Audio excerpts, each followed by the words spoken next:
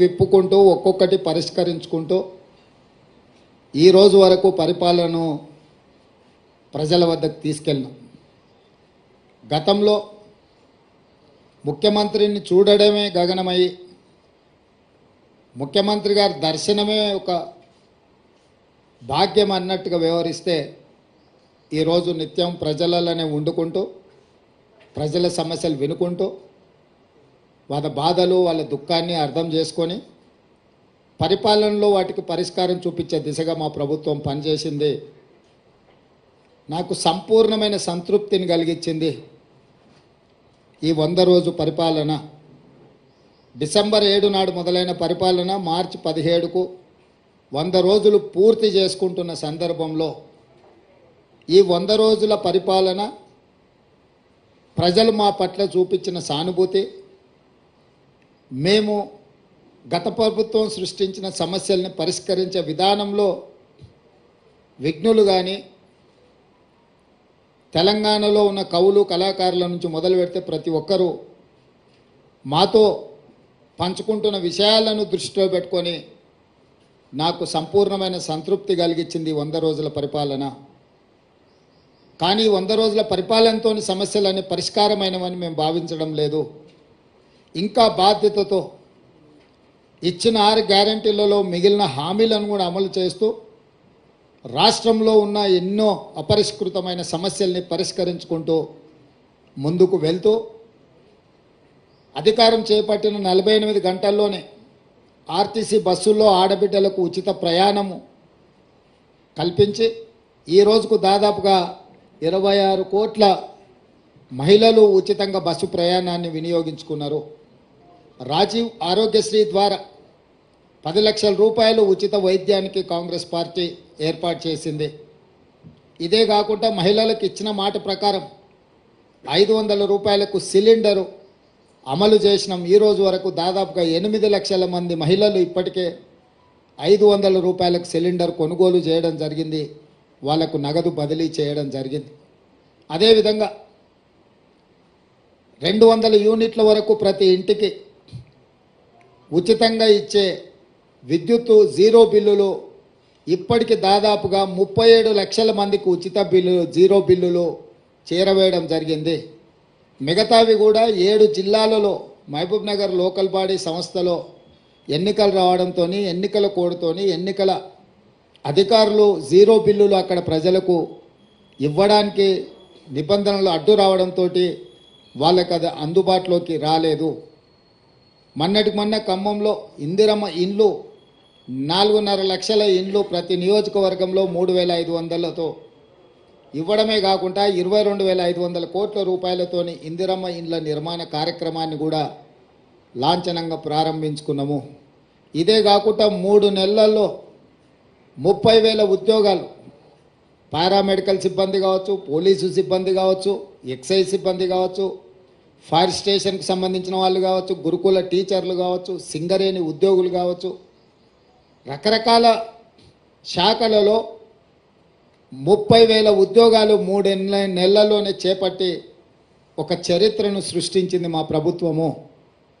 Telangana public service కమిషన్ను లోపభూయిష్టంగా తయారు చేసి అవినీతికి ఒక అడ్డాగా మారుస్తే ప్రక్షాళన చేసి పబ్లిక్ సర్వీస్ కమిషన్ నూతన కమిషన్ నియమించడమే కాకుండా గ్రూప్ 1 ఇతర ఉద్యోగ నోటిఫికేషన్లు కూడా ప్రకటించి నిరుద్యోగ యువకులకు ఒక విశ్వాసాన్ని నమ్మకాన్ని కలిగించే ప్రయత్నం చేసినాము. పన్ను ఎగవేతదారుల మీద కూడా కఠినంగా వ్యవహరిస్తూ ప్రభుత్వానికి రావాల్సిన రాబడులు ఆదాయాన్ని స్థిరీకరించుకుంటూ ప్రభుత్వ ఉద్యోగులకు జీతాలు ఇవ్వలేని పరిస్థితి, పెన్షనర్స్కి ఎప్పుడు పెన్షన్ వస్తుందో తెలియని పరిస్థితి నుంచి ప్రతి నెల 1వ తారీఖు నాడు ప్రభుత్వ ఉద్యోగుల ఖాతాలలో జీతాలు వేసి పెన్షన్దారులకు కూడా వాళ్ళ పెన్షన్ సరైన సమయంలో 1వ తారీఖు నాడే వచ్చే విధంగా మా ప్రభుత్వం చర్యలు చేపట్టింది. మీరందరూ కళ్ళారా చూస్తున్నారు. ఇట్లా చాలా విషయాలలో పారదర్శకంగా ప్రజల దగ్గరికి వెళ్ళి ఒకప్పుడు నిషేధిత ప్రాంతంగా ఉండేది ఆనాటి ప్రగతి భవన్, ఈనాటి ప్రజాభవన్. ఈరోజు వేలాది మంది ప్రజలు ఎప్పుడైనా స్వేచ్ఛగా అక్కడికి వచ్చి తమ సమస్యలు చెప్పుకుంటే వినడానికి ప్రభుత్వం ఉన్నది, పరిష్కరించడానికి ప్రయత్నం చేస్తుందనే విశ్వాసం తెలంగాణ ప్రజలకు కల్పించడం జరిగింది. అది నిరంతర ప్రక్రియ. సచివాలయం ఒకప్పుడు అదేదో నిషేధిత ప్రాంతం, అది కేవలం కొంతమంది దొరలకు, వాళ్ళ వంది మాగదులకు మాత్రమే అందులోకి అనుమతి. తెలంగాణ ప్రజలకు అందులో అనుమతి ఇచ్చేది లేదు, వాళ్ళను రానిచ్చేది లేదు అని ప్రభుత్వం నిషేధపు ఆజ్ఞలు విధిస్తే స్వేచ్ఛనిచ్చి ఎవరైనా రావచ్చు, ఇది మీది. డాక్టర్ బాబాసాహెబ్ అంబేద్కర్ సచివాలయం అంటే ఆయన వారసులు ఎవరైనా అందులోకి రావచ్చు, మంత్రులను కలవచ్చు, అధికారులను అడగొచ్చు. మీరు స్వేచ్ఛగా, ఇది మీ ప్రభుత్వం, మీ ప్రభుత్వంలో ఉన్న ప్రజాప్రతినిధులు, ముఖ్యమంత్రి నుంచి మంత్రుల వరకు అధికారులు, పాలకులు కాదు, సేవకులు. మీకు సేవ చేయడానికి మేము ఇక్కడ సిద్ధంగా ఉన్నాం, మీరు రాండి, మీ సమస్యలు చెప్పుకోండి అని సచివాలయానికి వచ్చే స్వేచ్ఛను మా ప్రభుత్వం ఇచ్చింది.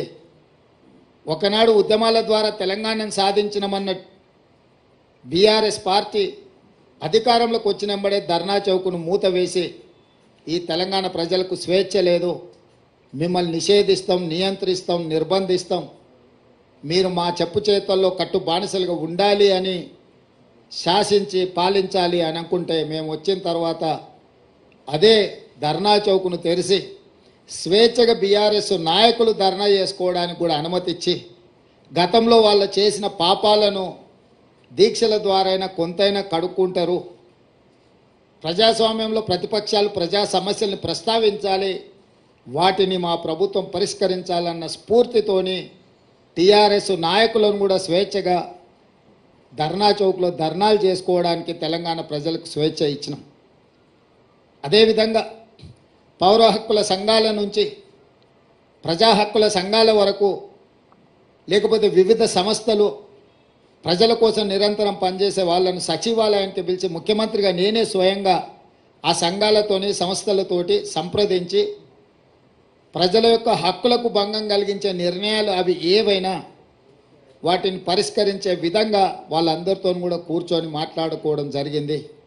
ఇంకొక పక్కన క్రిస్టియన్ మత సంఘాలకు, ముస్లిం మత సంఘాలకు, హిందువులకు సంబంధించిన సంఘాలను స్వేచ్ఛగా వాళ్ళ యొక్క నమ్మకం, విశ్వాసమైన వాళ్ళ మతాలకు సంబంధించిన అంశాలను, అందులో పేరుకుపోయిన సమస్యలను పరిష్కరించడానికి వాళ్ళతోనే సచివాలయంలో ముఖ్యమంత్రిగా మా మంత్రులు, మా సహచరులతో వాళ్ళతో కూర్చొని మాట్లాడి ఈరోజు వాళ్ళని అందరినీ కూడా, ఇది ప్రభుత్వం అందరిది, ఆనాడు మార్పు కావాలి, కాంగ్రెస్ రావాలి అన్న ఆలోచనతోటి ఏదైతే ప్రజల దగ్గరికి వెళ్ళినామో, మార్పు మొదలైంది, మార్పు వేగంగా ప్రయాణిస్తుంది, మార్పు మారుమూల తండాలలో, గూడాలలో, పల్లెల్లోకి చేరుతుంది, చేరింది అన్న విశ్వాసాన్ని ప్రజలకు కల్పించే విధంగా మా ప్రభుత్వం పనిచేస్తుంది. పాత్రికేయ మిత్రులకు సంబంధించిన సమస్యల్ని కూడా వాళ్ళ సంఘాలను కూడా పిలిచి వాళ్ళతో కూడా మాట్లాడడం జరిగింది. అందుకోసమే వాళ్ళకు సంబంధించిన చాలా కాలంగా అపరిష్కృతంగా ఉన్న సమస్యల్ని పరిష్కరించడానికి కూడా ఒక కార్యాచరణను తీసుకోవడం జరిగింది. స్థూలంగా ఈ 100 రోజుల్లో తెలంగాణ సమాజంలో భాగస్వాములైన ప్రతి ఒక్కరిని సచివాలయానికి వచ్చి రాష్ట్ర పరిపాలన ఎక్కడి నుంచి అయితే నిర్ణయాలు జరుగుతాయో అక్కడ వాళ్ళని రప్పించి రావడానికి అనుమతించి వాళ్ళందరితో కలిసి మాట్లాడి వాళ్ళు లేవనెత్తిన ప్రతి అంశాన్ని చట్ట పరిధిలో పరిష్కరించడానికి సంపూర్ణంగా ప్రయత్నం చేసినాము. ఇదే కాదు, రాష్ట్ర కేంద్ర ప్రభుత్వాల మధ్యలో ఉండాల్సిన సత్సంబంధాలను పునరుద్ధరించి దీర్ఘకాలికంగా స్కైవేస్ కావచ్చు, ఫ్లైఓవర్లు కావచ్చు, రోడ్లకు సంబంధించి కేంద్రం ఇవ్వాల్సిన అనుమతులకు సంబంధించి ఢిల్లీలో ఉండే ఆంధ్రప్రదేశ్ భవన్, తెలంగాణ భవన్ ఆస్తుల పంపకాలకు సంబంధించి వీటన్నిటిని కూడా ఒకటొకటిగా పరిష్కరించుకుంటూ ప్రధానమంత్రిని, కేంద్ర హోంమంత్రిని, సాగునీటి పారుదల శాఖ మంత్రిని, అర్బన్ డెవలప్మెంట్ మినిస్టర్తో సహా శాఖలకు సంబంధించిన అందరి మంత్రులను కలిసి తెలంగాణకు రావాల్సిన నిధులను, తెలంగాణ రాష్ట్రం యొక్క హక్కులను కేంద్ర ప్రభుత్వంతో కూడా పరిష్కరించడానికి ప్రయత్నం చేసినాం. భేషజాలకు, పంతాలకు, పట్టింపులకు పోయి మనం వాళ్ళతోని పంతాలు పట్టింపులకు పోతే చివరగా తెలంగాణ ప్రజలకే నష్టం జరుగుతుందన్న విషయాన్ని వాస్తవాన్ని గుర్తించి తెలంగాణ ప్రజలకు నష్టం జరగకూడదు, అవసరమైతే ముఖ్యమంత్రి ఒక మెట్టు దిగైనా వాటిని సాధించుకోవాలనే పట్టుదలతోని ఆ ప్రయత్నం చేసినాం. కేంద్ర ప్రభుత్వం కూడా చాలా విషయాలలో సానుకూలంగా స్పందించింది. ఈరోజు మెట్రో రైలుకు సంబంధించి పాలమూరు రంగారెడ్డి ఎత్తిపోతల జాతీయ ప్రాజెక్టుకు సంబంధించి ఇతర రైల్వే ఏర్పాట్ల గురించి కానీ జాతీయ రహదారుల విషయంలో కానీ కేంద్ర ప్రభుత్వంతో నిరంతరం సంప్రదింపులు చేపడుతున్నాము. ఎందుకంటే ఇవన్నీ కూడా రాష్ట్రానికి రావాల్సిన హక్కులు. ఇది ఎవరి దయాదాక్షిణ్యం కాదు. రెండు ప్రభుత్వాల మధ్యలో సత్సంబంధాలు ఉండాలి అని మా ప్రభుత్వం మొదటి నుంచి భావించింది. అందుకే రాజ్యాంగబద్ధంగా ఎన్నికైన ప్రభుత్వాలతో సరైన సత్సంబంధాలను నెలకొల్పడానికి కృషి చేస్తున్నాం. పక్క రాష్ట్రాలతో కూడా గిల్లి కజ్జాలు పెట్టుకోవడం లేదు. ఆంధ్రప్రదేశ్ రాష్ట్రంతో ఉన్న కూడా అపరిష్కృతంగా ఉన్న విభజన హామీలను కూడా విభజనలో చిక్కుముళ్ళు పడ్డ వాటిని కూడా పరిష్కరించడానికి సంప్రదింపులను కొనసాగిస్తున్నాం. అందులో భాగంగానే ఢిల్లీలో ఉన్న ఆంధ్రప్రదేశ్ భవన్లో మన 42% వాటాల్ని మనము పరిష్కరించుకున్నాం. ఈరోజే మనకు ఆ కేంద్ర ప్రభుత్వం కూడా నోటిఫై చేసింది, మీ దృష్టికి వచ్చి ఉండొచ్చు. అదేవిధంగా తెలంగాణ అంటే టీఎస్ కాదు, టీఆర్ఎస్కు నకలుగా మారిస్తే దాన్ని టీజీగా మార్చినాము. తెలంగాణ రాష్ట్ర గీతంగా జయ జయ హే తెలంగాణను ఆమోదించుకున్నాము. తెలంగాణ యొక్క తల్లి అని అంటే తెలంగాణ ప్రజలకు స్ఫూర్తి నింపే విధంగా ఉండాలి అని చెప్పి కవులను కళాకారులను సంప్రదించాలన్న నిర్ణయం తీసుకున్నాము. తెలంగాణ రాష్ట్ర అధికారిక చిహ్నాన్ని కూడా పోరాటానికి స్ఫూర్తిగా త్యాగాలకు నిలవుగా ఉండాలి అని చెప్పి దీని మీద కూడా మార్పు కోసం ఒక కమిటీని వేయడం ద్వారా ఈ అన్ని కూడా చర్యలు చేపట్టాలని మా ప్రభుత్వము తీసుకున్నది. అంటే ఒక పక్కన భాషాపరంగా తెలంగాణ సంస్కృతి పరంగా తెలంగాణ ప్రజల యొక్క మనోభావాలను గౌరవించుకుంటూ అదేవిధంగా పరిపాలనను కూడా నూతన సాంకేతిక విధానంతో ముందుకు వెళ్ళి హైదరాబాద్లో మెట్రో రైలు మూసీ రివర్ ఫ్రంట్ను హైదరాబాదు నగరానికి రావాల్సిన తేవాల్సిన తాగునీటి జలాల విషయంలో కూడా ఒక స్పష్టమైన కార్యాచరణతోని అదేవిధంగా సాగునీటి ప్రాజెక్టులు ఏ ఒక్కటి కూడా తెలంగాణ వచ్చినాక పూర్తి కాలేదు.